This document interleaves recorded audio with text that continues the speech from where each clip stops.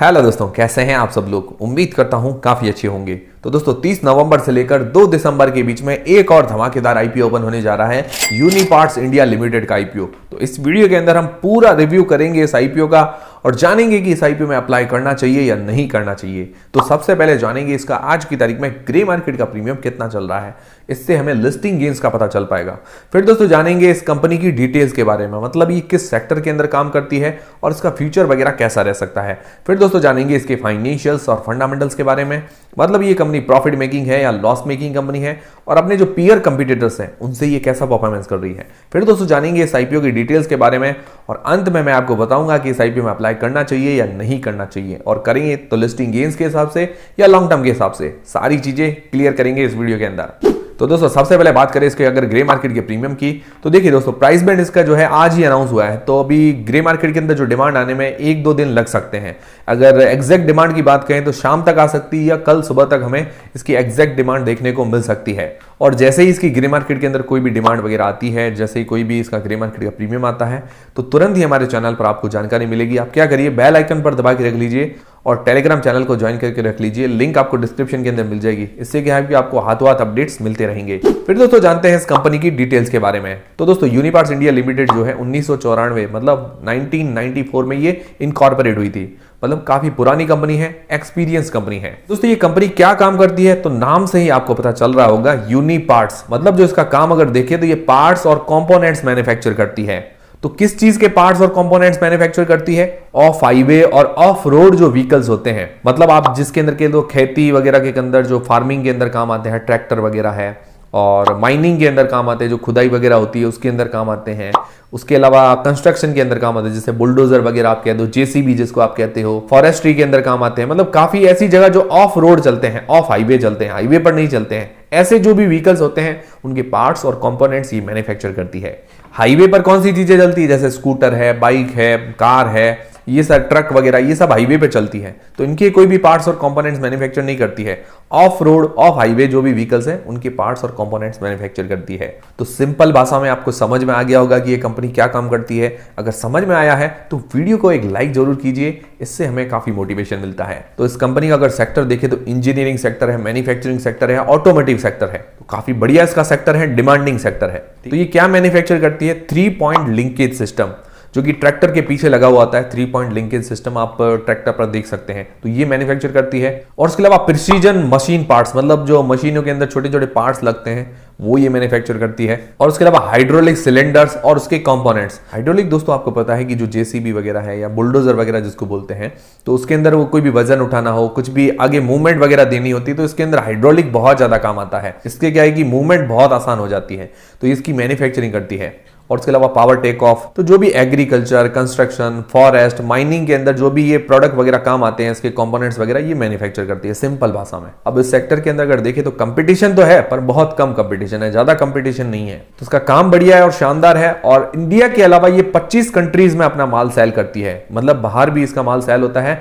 और ये जो 25 कंट्रीज में अपना माल सेल करती है उसके अंदर 80% का रेवेन्यू बाहर से ही आता है इसका, मतलब इंडिया से लगभग 20% का रेवेन्यू मान सकते हैं, तो ये भी बहुत अच्छी बात है। इसके अलावा इसकी टोटल 6 मैन्युफैक्चरिंग यूनिट्स है, 5 तो लगभग इंडिया के अंदर है, 1 बाहर है इंडिया के, 2 पंजाब में है, 2 यूपी के अंदर, 1 आंध्रा के अंदर है। और इसके टोटल 3 वेयर हाउस है, मतलब जहां पर ये माल अपना स्टोरेज करती है, कुछ इंडिया के बाहर भी है और इंडिया के अंदर भी है। तो टोटल 25 कंट्रीज में इसका माल सेल होता है, तो काफी बढ़िया कंपनी नजर आ रही है। अब इसके फाइनेंशियल्स और फंडामेंटल्स भी हम देख लेते हैं, इससे क्या है कि हमें कंपनी का पूरा अंदाजा हो जाएगा, मतलब ये फेयर वैल्यूएशंस पर है या नहीं है।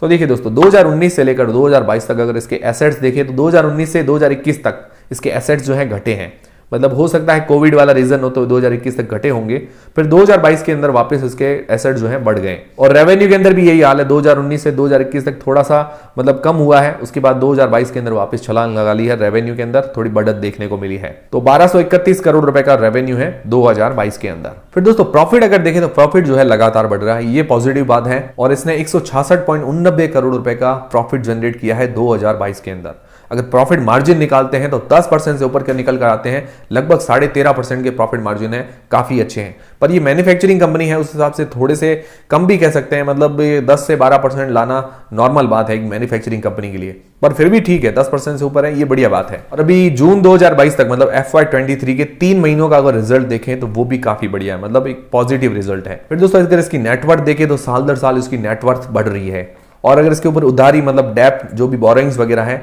वो हर साल घट रही है, ये पॉजिटिव बात है। मतलब है तो सही, इसके ऊपर उधारी तो है पर हर साल घट रही है। और अभी इसके ऊपर टोटल उधारी जो है 114 करोड़ रुपए की, और 2022 का इसका एनुअल प्रॉफिट देखे तो 166 करोड़ रुपए का।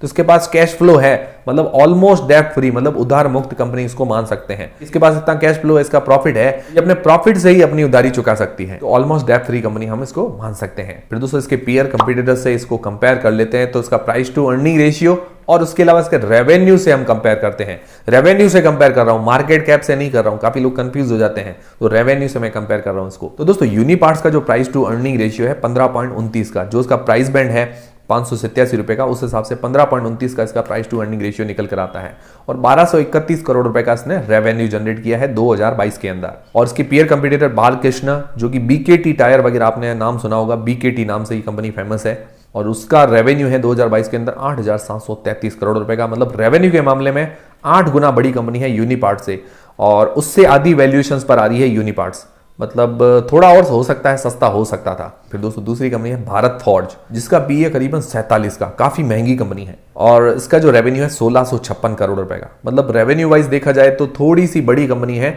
यूनिपार्ट से, पर वैल्यूएशन वाइज देखे तो बहुत महंगी कंपनी नजर आ रही है। उस हिसाब से देखे तो यूनिपार्ट्स काफी सस्ती वैल्यूएशन पर है। फिर दोस्तों रामकृष्ण फॉर्जिंग्स, जिसका पी है 15 का, मतलब प्राइस टू अर्निंग रेशियो 15 का है, और उसका जो 2022 के अंदर रेवेन्यू है 2321 करोड़ रुपए का। तो रेवेन्यू के मामले में यूनिपार्ट से 2 गुना बड़ी कंपनी है, पर वैल्यूएशन वाइज दोनों ही बराबर वैल्यूएशन पर है, तो थोड़ा और सस्ता हो सकता था। तो देखिए दोस्तों, अगर इसका प्राइस टू अर्निंग रेशियो और इनके रेवेन्यू का अगर कंपेयर करते हैं तो ना तो ज्यादा महंगा नजर आ रहा है और ना ही ज्यादा कोई सस्ता नजर आ रहा है, मतलब एक बराबर वैल्यूएशंस आप इसको कह सकते हैं।